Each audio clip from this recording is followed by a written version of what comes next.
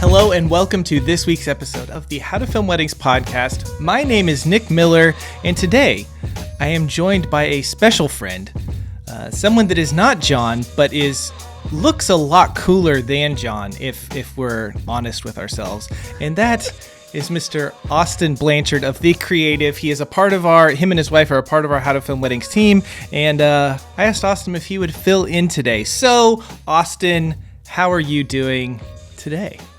Hey, I'm doing good. I thought you were going to say that John and I look a lot alike, but I guess I'll take I look better maybe than him, if you squint a little bit or you put like Vaseline over your eyes or something, maybe, but I don't know. So anyway, for our listeners out there that might not know who you are, you've been on the podcast before, you've been on our YouTube channel a couple of times, but if they don't know who you are, why don't you do a quick introduction of who you are and where you're based and what you do and stuff. Yeah, like you said, I'm Austin. My wife and I run The Creative. So we do wedding videography is kind of our staple, but we also do photography, and the dynamic duo has actually become like why people book us these days. I joined the How to Film Weddings team. It's like 9 months now or something. It's been a while. Close to a year. Yeah, which is awesome. I am by other trade, I am a graphic designer, web designer, and so I have done all the things creative throughout my career of a business owner, basically. Yeah. So John and I are really excited to have you and Jessica part of the team. Jessica she does a lot of our admin stuff and just making sure that the T's are crossed and the I's are dotted, or, whatever, and make sure that, John and I aren't overbooking ourselves, that kind of thing. And Austin has been doing a lot of our graphic and web stuff to make sure that things look cool. In the last, while, if you've seen our Instagram feed, just looks so much better. It's all because of Austin making sure that those things look better. But one of the things that we wanted to do today on the podcast was we wanted to just share some advice, both that Austin and I have either heard from other people or we've kind of picked up along the way of being business owners. And also we asked in our Facebook group, what is some advice that you would give to people that are just starting out? And so we got lots of responses and lots of feedback, and we just wanted to read through some of those and talk through some of those. And before we get started, the very first one that I want to read is from Justin Brown. I just want to put this out there, and I think that this is actually really, really good advice.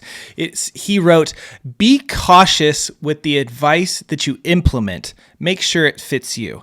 Austin, I don't know about you, but whenever I got started in this business, I would follow people, and I would take the words that they say as like holy scripture, oh, you have to do things this way, or you have to do things this way. And even though it didn't jive with me personally, I still did it because someone that had been in the industry longer had told me that is how they do it. And so that I should do it. And I think that it was a little, detrimental, to me and how I ran my business. So at the forefront, that's what I want to say. As we're talking through this advice, listener, kind of be cautious and make sure it fits you. Have you experienced anything like that or felt anything like that along those lines about just taking advice and not really thinking if it applied to you and worked for you? Yeah, I mean, so my history of getting into weddings was I had a guy, I was doing a lot of video work for nonprofits, things like that. I had a guy here in Iowa. I don't even know if I said I was based in Iowa, but here in Iowa, basically hire me out as an associate shooter for weddings out of nowhere. I hadn't really done any weddings. He just saw my work and trusted me and said, "You've got a better eye than me. Go do it." But he hated weddings, and he charged, I want to say $2,200 or something. And he had been in the industry for, I don't even know how long, 15 years at least. A long time. And so I took on this approach from learning from him of weddings suck. You can't charge much. And so the first 5-6 weddings I did under his brand, I just had this mentality of, I don't want to be here. I just adopted that mentality and that thought process. And man, it was so far from like where I am now and how much I love what we do and just how we're able to push the industry forward. So I just, I didn't realize it at the time, but I was basically, and the guy's a great guy. He's amazing, but that mindset, you got to be careful taking on someone else's mindset and like you were saying, someone else's advice. I'm trying to think of what other advice maybe I got that I was like, oh, I got to just be careful. I know there's been times where I've changed my style, like you were saying, all based on someone's advice. And then later down the road, I'm like, what am I doing? Like, I need to be me. So, yeah. Yeah. So again, we're going to share stuff in this podcast that has worked for some of these people, and maybe Austin and I are going to share some stuff that has worked for us. But that's at the forefront of everything we're going to talk about here. Is be cautious of this advice because it might not work for you. Make sure it fits. You might be a round peg trying to go in a square hole. Is that the saying? Yeah. Something yeah, like that. That works. Yeah. So make sure that it fits with you. Austin, this our friend Chris over at Good Coast Studio, he wrote something on here, and I'm going to let you read this off the list and talk about if you have experienced this one that he has. Hey, Chris. This says, don't overbook yourself when you're getting started. You might grow a lot faster than you expect. That's so interesting because everyone's story is so different, right? Like, I know for us, it was kind of a slow start. But I have talked to so many people throughout the last couple of years that are just overwhelmed and overbooked. And they were like, why were we charging $500 for our first 10 weddings? They just all of a sudden are overwhelmed, overbooked, and they're not getting paid basically for what they're doing. So I think that's great advice. What do you think, Nick? Yeah, I think it was, I read something, I don't know, someone that I'm friends with on Facebook. I want to say it was someone that was in our mastermind last year, but I don't want to misquote them or give, quote to the wrong person. But the idea is the reason that we feel burnout in our world today, is because we say yes too much and we don't learn to say no. And then the stuff that we say yes to, we are not being compensated, or what we are getting out of that yes relationship is not worth it. Yeah. And some advice that I got that I've shared on the podcast before, whenever my wife was starting as a photographer, was from Jasmine Starr. And she said, when I got started, I raised my prices somewhere between $100 and $500 every third booking. She just kind of made that call of what that would be. And as I talked with my wife about that, she would be like, well, I'm charging $300 more because I booked 3 weddings, but I haven't shot 3 more weddings. So it was like this internal struggle within her. She's like, I can't raise my prices because I haven't shot those yet. But the thing, and so I think there might be a lot of people that are in that world. So you don't raise your prices, you're sitting at $1,000, and then you book 40 in your first year, and you're like, whoa, I am not making near enough money for the amount of work. Because you're thinking, oh, I haven't shot those weddings yet. But if you think of it, well, it's, as of recording this, it's May, okay? And someone's inquiring about August for next year. So we're like 15 months away, and you already have, 10 weddings on the books. You're like, okay, I'm going to be 10 weddings better by the time that one rolls around. So how can I raise my prices? How can I do that? So just be mindful of that as you are booking, what your price point is, because there are so many people that get a lot of work, and it has a lot to do with just the price point. Like, that's it. And so we need to grow into that, and you can definitely overbook yourself and just be like, oh, I remember like my 3rd or 4th year, I decided, okay, I'm only going to shoot like 6 this year. Just because the previous year I had done so much and our son was on the way and all this kind of stuff. So, that was that one. That's good advice. That's what great. do you got? Yeah. No, I mean, I was just gonna kind of say what you were saying. Honestly, is just it took me a long time to learn to think so like future focused as far as the people who find you now and who book you now. they're getting you in the future and how much better you become. Like you said, I'm going to be 10 weddings better. I'm going to be that much smarter. I'm going to be that much older and wiser. So that's a great thing to start thinking about right away. So yeah. What was it on How I Met Your Mother? Whenever Ted and Marshall would be talking about stuff, and they were like, and Ted would do something, he was like, "Oh, that's future Ted's problem. Like, I'll just make this mistake right now, and future Ted can deal with that."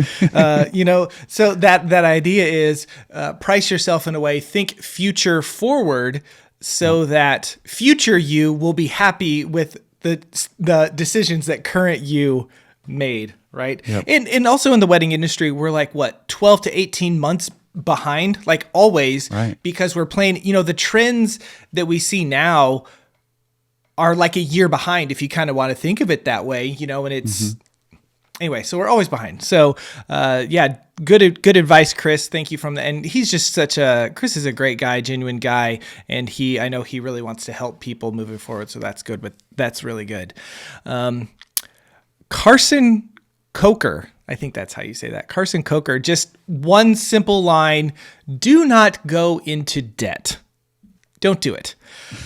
I think that as I want to get your feedback on this, because I know, like, personally where I am and what I want to do, with my life, and I don't really want to go into debt. I don't want to do that. I don't want to run a business, where I have all this overhead and that kind of stuff. But on the flip side, if you're starting out and you want to, get this business and you want to get stuff going and you don't have it, like, you might need to. What's kind of your philosophy and your thought on this advice here about not going into debt? Yeah. I mean, you hear all the time, right? It's preached. I'm sure we have a lot of Dave Ramsey listeners here. Do not go into debt. And if you do, get rid of it as soon as possible. And I kind of take the approach of, it's a little bit different when you're a business owner. Like, you're spending money to make money. And so it's all about smart debt, in my opinion. So for me, when I started, I bought pretty expensive gear, but I bought it used. So that was saving me a lot of money. So I was trying to be smart, but I did have to do payment plans. I found a guy who was selling used equipment, and he didn't know me, and he let me do payment plans on this gear. That was crazy. A miracle. So that's crazy in itself. But for me, that was like a smart, informed decision. I had calculated what I was going to be able to make with that gear. And the payments weren't long. So when I'm talking debt, I look at like 3 months, maybe 6. I try to never, unless it's a house, maybe a car, big purchases, I try to never go into debt further than 6 months out. And anymore, I don't have to, I haven't had to use like a debt kind of like payment plan in like 7 years now. So I think it's just that getting started is hard. But what would you say? Yeah, I am a big proponent in not going into debt if you can avoid it. I think there's some situations where you might not be able to avoid it. I also think that we live in a place in our country where I want something versus I need something, that line is very, very blurred. And people say, "Oh, I need this to run my business." When in actuality, they just really, really, really want that thing and they don't need it. Because camera equipment and because a lot of this stuff has become so inexpensive, and I'm kind of using that, but from 20 years ago, it's so affordable today. A lot of people are buying probably more than they need up front. Because they want to, have the best and do this. So it's a personal decision. And, I think some people are like, no, I am not going to go into debt. And there are other people that like, yeah, I'm going to go into debt and I'm going to leverage that debt. And I know, but you are right. If you're smart about it and you think about it, I think the real problem is DJI just announces this new drone that costs $5,000 and it shoots log raw, whatever you want to say, and you're like, okay, I need that. I don't have money, and then you buy it. Yeah. Whenever you know your numbers and you know and you have a plan and you can sit down there and you can look at a spreadsheet and you know how much money you're coming in, you know how much is spent, maybe it does make sense for you to take a loan for 6 months or take a loan and then pay it back quickly so that you can get that thing now versus later. Yeah. So, my thought is don't do it. But again, for you and your business, it might be necessary. But there are, like risks with that. Right. Yep. And I think that people, I don't know.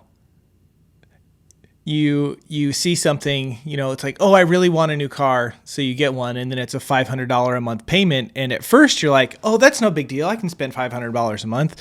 And then like 3 or 4 months in, you're like, what did I do? Why did I do that? So that buyer's remorse that you can have. So, I don't have much else to add about that one. That's a really personal question, but I know a lot of people, if you can avoid debt, avoiding debt is good. Yeah, I'll say that. And if you do it low risk debt, I mean, when I was talking about taking on debt is very low risk. I always found like either people that would buy it up front and I paid them back, so there was no interest, or I found programs like I think Best Buy was running a deal when I had to buy an iMac at one time, and it was no interest, but then I was able to pay it off in 2 months. Like it was just those things where because I knew a project was right around the corner, I was able to pay it off immediately. So that's how I attacked it. Yeah. Yeah. That's really good. And that comes back to knowing your numbers as a business and knowing what's coming in and what's going out to make some of those decisions. So sure. I think we have time for maybe one more question or one more piece of advice that Josh Allen gave. And you kind of touched on this a minute ago, but he said, buy used equipment, and then maybe the difference or whatever, put that money back into your business instead of buying a bunch of gear. Don't chase the latest gear. You can go broke. And he has another comment that I want to tie in. We'll talk about that later. So buying used equipment. I know that this is something that I have done often. John has done a lot. And you kind of said as you got started, this is what you did, right? Just buying used stuff. Yeah. Something I took great pride in was for the first like 5 years, I didn't buy a single brand new thing except for an iMac. Like I was saying, I think that Best Buy purchase, but otherwise everything I bought was used, found. I mean, in the beginning of things, it was like Craigslist, and then it turned into Facebook Marketplace, things like that. And I actually, for me, I took a great joy in buying and then reselling after I tested it out, tried it, things like that. But yeah, it wasn't until maybe like last year, honestly, that I started buying new equipment just so I didn't have to hassle with haggling with people and shipping and all that. So yeah, it's definitely a great way to save money. Or save some money.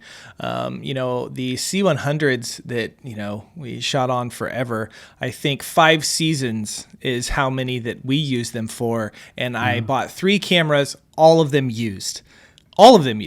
And, and because of that, I was able to get, at the time I got them for around $3,500 and brand new. They were like $5,500 cameras, somewhere in that range. So I saved myself, $1,500, $2,000 buying them used, and they have treated me well. I've had no problems with them, because I was thinking about that and how much can you save by doing that for something that is going to be around and going to be used for quite a while.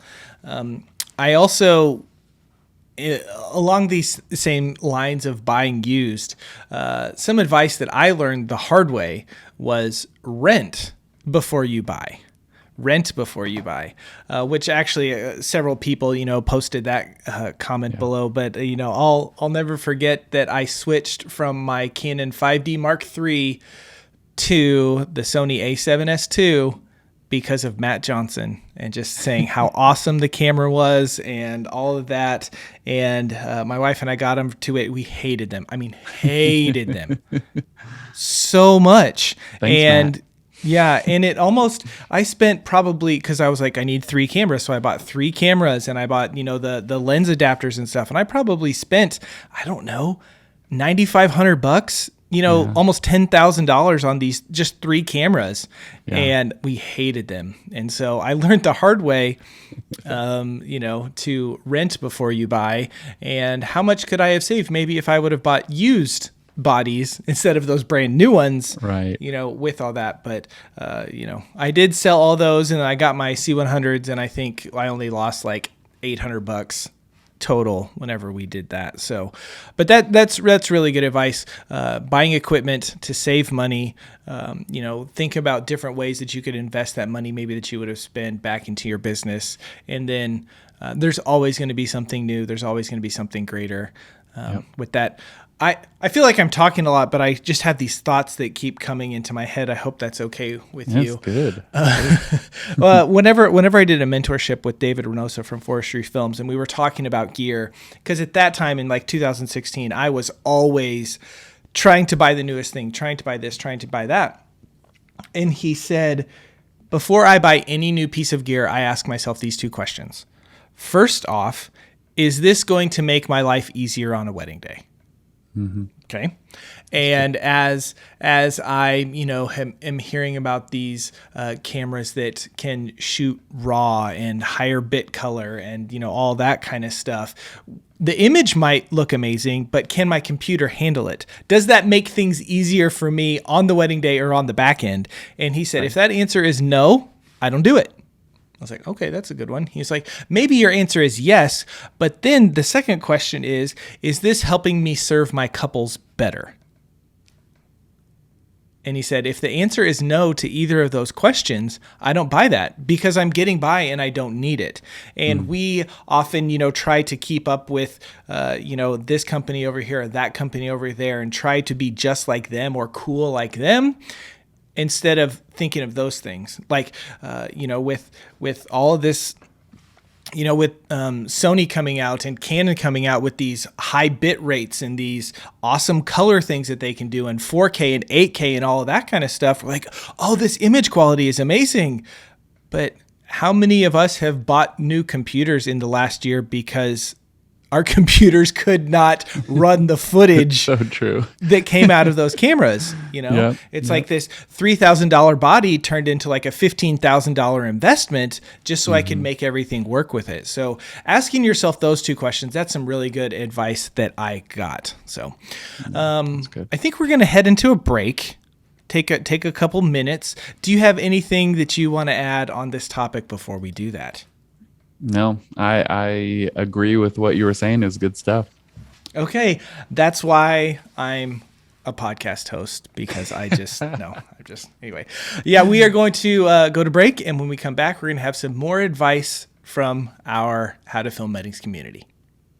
Nick and I have to tell you about one of our favorite places to upload our wedding films, and that is Love Stories TV. Love Stories TV is one of the best free resources for us wedding filmmakers. The best part is they are bringing the couples to us. All we have to do is upload our films and we are good to go. Upload unlimited wedding films to your completely free business page. Setup is easy and your films can be live in just minutes. Now is the perfect time to start uploading to Love Stories TV. So head on over to howtofilmweddings.com/lovestoriestv to check out all of the details and see how Love Stories TV is giving away $10,000 in cash to wedding filmmakers just like you. That's howtofilmweddings.com/lovestoriestv to start uploading and connecting with the right couples today. Hi, it's Michael from Wedditor. We want to thank everyone for the incredible support we've received since sponsoring How to Film Weddings. Yes, we've had some growing pains, but we've had far more wins. And we're doing something that's never been done. We're a remote team of over 50 editors in 10 countries. I often joke that we're as much a logistics company as we are a creative company. Right now, demand is off the charts. And we don't just say yes to everyone and scramble to figure it out. That's why we're asking you to help us help more of you. In short, we're looking for more talented wedditors, part-time or full-time, work from where you want, when you want, as long as you hit deadlines and deliver quality. It's a chance to get paid while growing as an editor. Our project managers work with you, explaining why something feels right or doesn't, because there's always a reason. If you're interested, we'd love to hear from you. Go to wedditor.com/editor and fill out our form. Okay, we are back from break. I am joined by my friend Austin from The Creative, and we are touching base on advice that we have received, and we asked our Facebook group if anyone has advice that they would share with people just starting out, and so we are reading through some of those. Austin has one pulled up, and I'm going to let him read that one right now. Yeah, this one is from Amanda McGuire. It says, charge appropriately for beginner's work, but don't give away free weddings or discounts. What do you think, Nick? What do you got on that before I give my thoughts? So a couple things here. Number one, I think on the How to Film Weddings podcast, we have maybe misrepresented what you should be doing as a business a little bit, because I think you hear the term over and over again, raise your prices, raise your prices, raise your prices, raise your prices. And we believe that. Like, we think that you should make a livable wage for what you are doing. You should be able to charge more and make more. You should absolutely be able to do that. But at the same time, if this is your first season, you should be thinking about what you are charging. I don't necessarily think that you should start out at $800 and, do that for a year. But I also don't necessarily think that you should be charging $4,500 for where you are, just getting started right there. So charge an appropriate amount for beginner's work. That would be, I would guess somewhere in the $1,000 to $2,000 range. In that, and you can work on that and kind of take that advice that I shared earlier about raising your prices for bookings, but don't give weddings for free or discounts. I have a couple of thoughts on that, but I'll let you chime in on that part first. What do you think about that when people say don't give anything away for free or don't do discounts? What do you think? Yeah. Well, I think, like what we've been saying in this episode, everyone is different. You have to make your own business decisions and really just what works for you and what holds true to your values, things like that. Always be thinking about that and taking this stuff in through that lens. But for me, I'm not afraid to give away a free one if it means it's the destination I want, or it's the perfect couple, and again, I wouldn't do it now because we're very established, but at the time when you're just starting, you really got to get your foot in the door. And sometimes that's hard. Some people catch a lucky break. You're going to hear from some people that say, my third wedding, I charged $4,000. And that's lucky, if you ask me. Yep. My third wedding, I think I did it for $400, So I would just take it with a grain of salt as far as what works for you. What are you going after? Does this line up with your values and your vision for your business? If so, I wouldn't be afraid to give a discount or a free one. But at the same time, if this is your sole income and you're really you've just jumped in, you are full in on this thing, you do have to be careful with that. You need to be making decisions based on finances at that point too. So yeah. As far as giving things, giving away a free wedding, if you are brand new and just starting out, that might be your foot in the door. Because you have no work and you don't have a way to show what you're going to do. Now, getting in the habit of doing that, that's where I would agree with Amanda. Don't get in the habit of giving away free weddings or constantly discounting your work. It's one thing to say whenever someone's you say, oh, it'll cost $2,500 for me to do this. They're like, well, I only have $1,500. And then you jump on it and you're like, oh, I can do it for $1,500 JK. Right? That kind of discount, I am absolutely, nope, you should not do that. But if it's something that you really want and you could see your future thinking, future forward, and you're thinking, oh, this could be a really good portfolio piece, or this could be something that could open the door so I can work at this venue or this planner or with this photographer or whatever it may be. Maybe you say, hey, you know what? I can't give you this package for $2,500. But let me build you something for $1,500. Or, you know what, in this package is include our ceremonies and toasts. I can take that out and then I can, do it for 1,500, or, so you're giving them a discount without giving them the same package and then just cutting the price down. So think about that. But also, yes, with travel and destination, like the wedding that really helped us grow in our business, it was in Colorado, this really pretty venue. And I think I charged a couple $1,500 because I knew them. One, the location was going to be credible. They were really good looking, and I knew the groom was going to cry all day. Like I knew it was going to happen because I knew him. He was in my youth group. And so I took that as kind of like a marketing expense. And now, we just filmed a wedding in Tahoe for 10 times that amount. Literally 10 times that amount. And so I think that it's going to, one of those things we were talking about, what works for your business, but don't get in the habit of always doing stuff for free or doing stuff really, really discounted. So that's good advice. And getting started is so different than when you're established. So when you're getting started, people are probably, they're looking for someone cheap, maybe free, and you need to get your foot in the door, like we said. But they're also going to be booking you like a month, 2 months out, maybe even a couple weeks before their wedding. So like when I first started, my first wedding was $500. I think I had a month's notice. And this was under our own brand at this point. And because it was in a month, I knew, okay, $500, I need to do that so I can start building my portfolio. Well, then the next wedding was like 3 weeks later. They had contacted me right after that first wedding, and they only had $200. So I went backwards. I think I've shared this before. I went backwards and charged $200 for my second wedding. But again, I just needed to start building a portfolio. And those were like immediate ways that I could. Whereas now, as a more established business, you're booking, like we've said, 12, 18 months out, whatever that looks like. If you give a discount now, you give any free work now, you're going to really regret that in the future. So that is something to take into perspective too.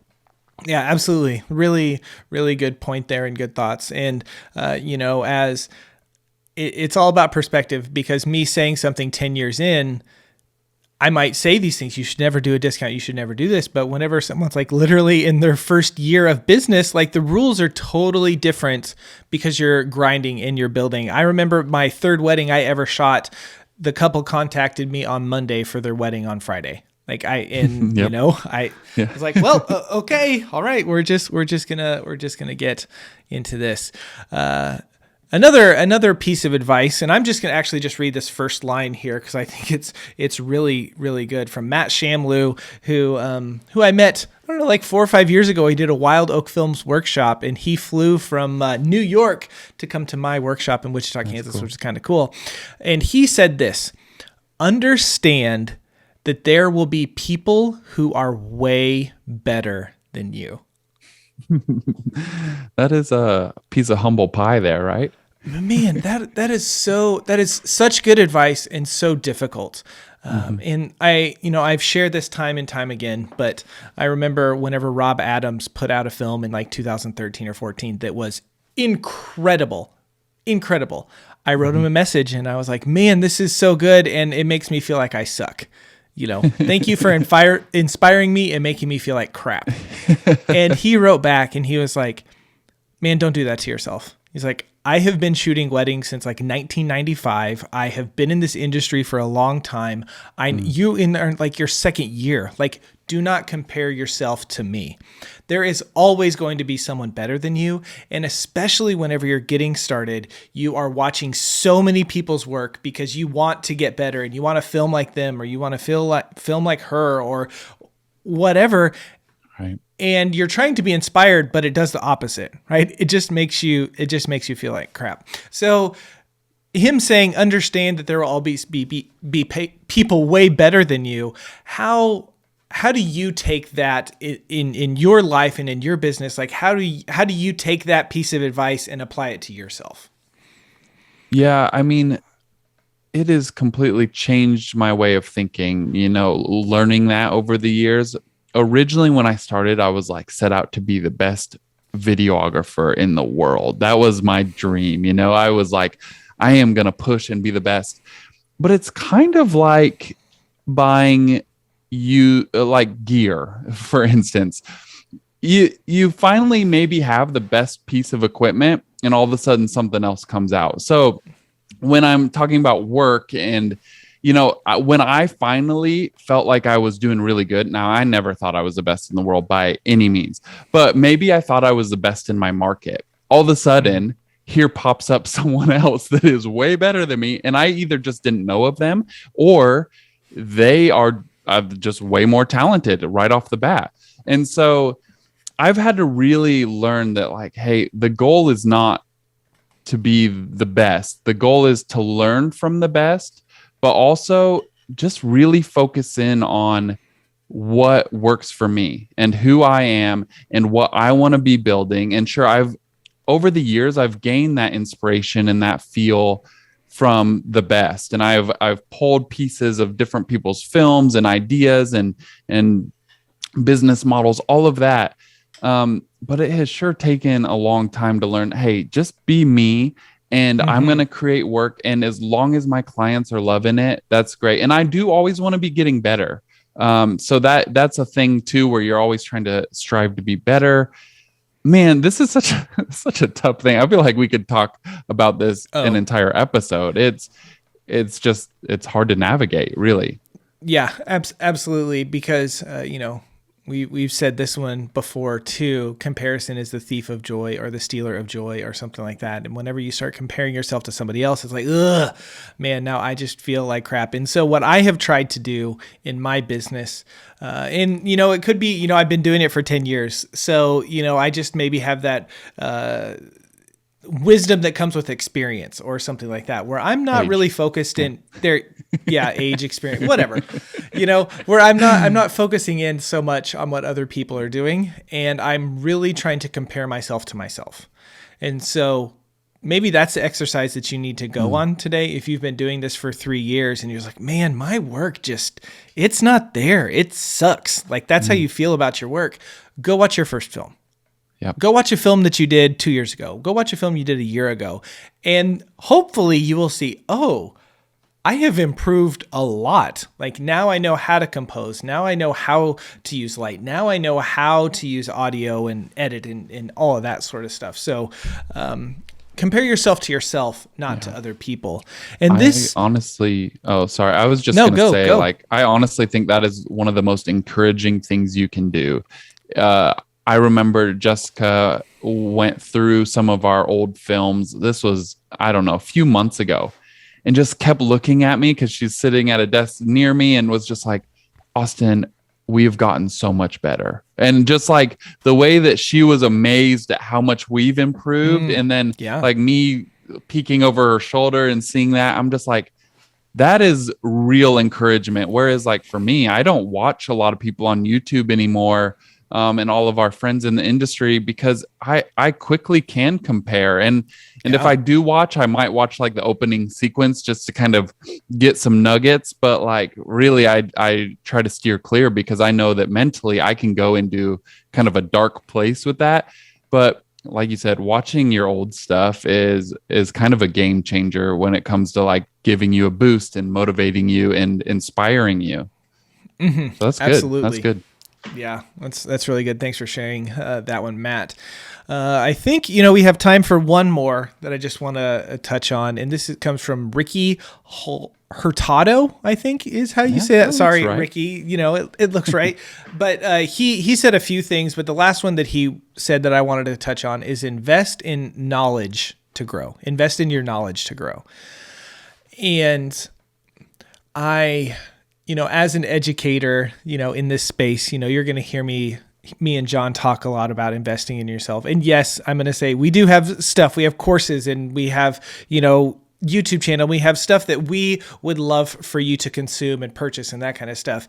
But there is other stuff out there. And investing in yourself, investing in content that can help you grow is going to take you way further than you trying to figure it out on your own. That's one thing that we talk a lot about in our mastermind group, right? Is, we're giving you a crash course in a year of mastermind, and you're going to learn what took John and I 10 and 15 years respectively to learn, you're going to learn that in a year. And where are you going to be a year from now? It just, gets you on a rocket ship, and it just like propels your business so much faster. So learning from others. So yes, you can find information on YouTube, and you can find information, in podcasts and that kind of thing, but buying something dedicated to helping you learn how to tell better stories, or how to run a business, or how to color grade or edit in, Premiere or Final Cut or whatever you're going to use, it's just going to exponentially help you in your business. Austin, what's your experience with, education and investing in yourself that way? Yeah. Well, I will say my biggest regret is not doing it sooner, is not investing into any form of education sooner, even if that was $100 little like posing guide or, whatever it was. It took me years to learn to stop investing in gear and start investing in education.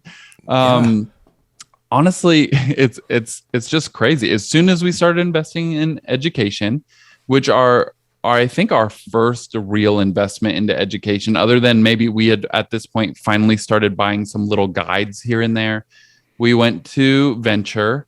And that wasn't all that long ago for us, a couple years ago. And at that point, it was like, we literally know nothing. We've been running a successful business, but we are not near as successful as we could be. And we're not near as good as we could be. And just all of a sudden realizing that, man, what was I doing? I was spending money on gear because I would watch YouTube reviews on gear, and I would just be constantly talking about it with my friends and stuff like that. But the education, it's hard to do it first because it's not something that you can see. It's not necessarily tangible in the beginning.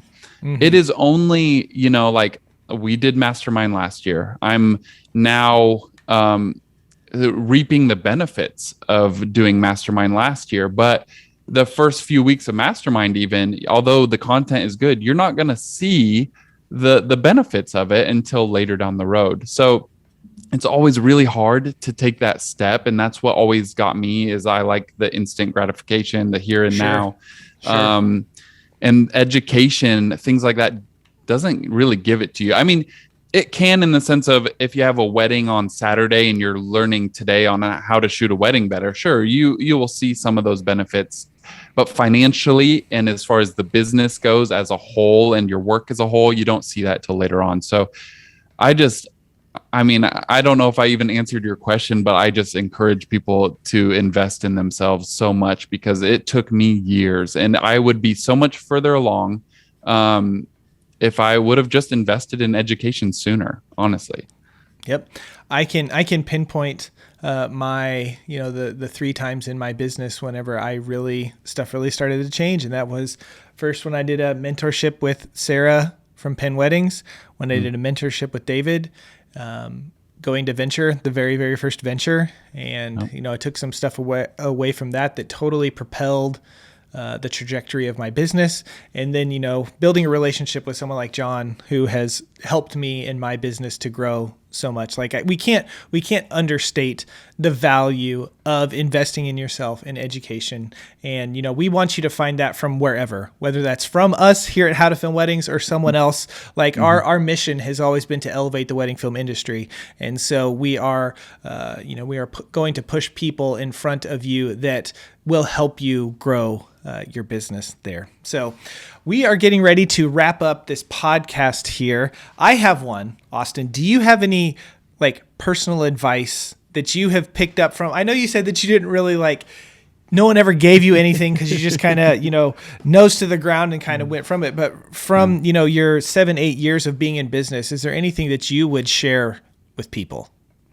Yeah. I mean, I honestly think I've just watched so many videographers burn out, or so many videographers come into the industry and they're super talented, super creative, and they last like a year, maybe 2. And so for me, I think I came into the industry with much more of a business mindset, and I set myself up for future endeavors. So everything I did, I wasn't, even though I was saying I'm an instant gratification kind of guy, I wasn't making decisions based on the here and now. I was really planning on making this business something that lasted. For me, I put myself in a position where I had to. Jessica and I moved to a new town. We bought a house out of what we had left in savings after volunteering for a nonprofit for years.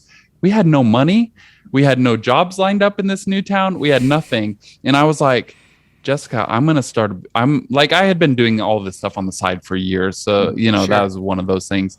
But I'm like, I'm going to start this as an official business. So for me, I kind of forced myself into that corner of you need to be smart along the way. But I just encourage people, be thinking about the longevity of what this looks like down the road. How do you make smart decisions now that are going to affect you in 2, 3, 4 years, and make sure that your business is thriving and doing well? You don't want to just be getting by. You really want to do well in this. I don't want to see anyone or hear of anyone that listens to this podcast be like, oh, I took this advice and I really just went for it, but then 6 months later they're drowning in debt or they are just really struggling. So yeah, I don't know. I mean, that is a very broad kind of advice statement or piece, but I really would just say, think about your future. That's really good. That's really good. Thanks for sharing that. Whenever someone asks me this, and now being 10 years in, I always come back to serve your people very, very well. They might not remember exactly what you said or, what you did on the wedding day or how, the email back and forth and all that kind of stuff, but they will remember how you made them feel. And so if you have service at the top of your mind whenever you're running your business, that is just going to do so much more. Instead of asking the question, what can I get out of this? Ask, how can I help? What can I do? And if you apply that to your couples, to the planners, the photographers, the venues, the vendors that you work with, how can I help you? How can I serve you? I think that that's going to take you so much further than this me mentality of trying to get everything that I can out of this business. So the photographers that I looked up to for a long time, Amy and Jordan Demos, their business with Amy and Jordan, and someone asked a very similar question. I'm shooting my first wedding on Saturday. What do I do? And their answer was not about gear. It was not about timeline. It was simply about serve and serve well. And if you have that at the forefront, you're going to take your business places that you would never dream of just by being decent and wanting to help at the forefront. So that's the advice. Gold. That is why you're a podcast host. I don't know if you knew that, but that was good. Well, if you're listening and you fast forward it to this part, which you would never do, it was worth it. Okay. Should we go back and re-edit it and say, don't listen to anything, just listen to the last 3 minutes? Maybe. There you go. That's what we should do. Let's not do that. Austin, it has been really great hanging out with you today. Thank you for teaming up with me as John is not available today. So I really appreciate you. I'll take second best. That's fine. Yeah. Okay. No well, you know your role, and you're okay with that. So that's good. That's good. Listeners, thank you so much for tuning in to the podcast this week. We appreciate it. If you are not a part of our Facebook group, head over to howtofilmweddings.com/community. That's howtofilmweddings.com/community, and it will redirect you straight to our Facebook group where you can join in the conversation and pull some little nuggets like this. There's conversations like this going on all the time. Thank you all so much for watching and listening, because this is a podcast if you're watching it. Okay. Thank you. And until next time, we'll see you. Are you looking for a better way to deliver your wedding films to your couples? Look no further. Our friends over at WedFlow provide the most flexible video delivery solution on the market. WedFlow is pay per project with no large upfront cost or commitment, and you can cancel anytime. Not only that, WedFlow offers a premium viewing experience for your couples. Accessible on mobile, tablet, desktop, as well as their very own suite of TV apps. Each project comes with 10 years hosting and an experience for your clients that will blow them away. Stop delivering your films the old-fashioned way and give your couples something to rave about. Head on over to howtofilmweddings.com/WedFlow to check out WedFlow today.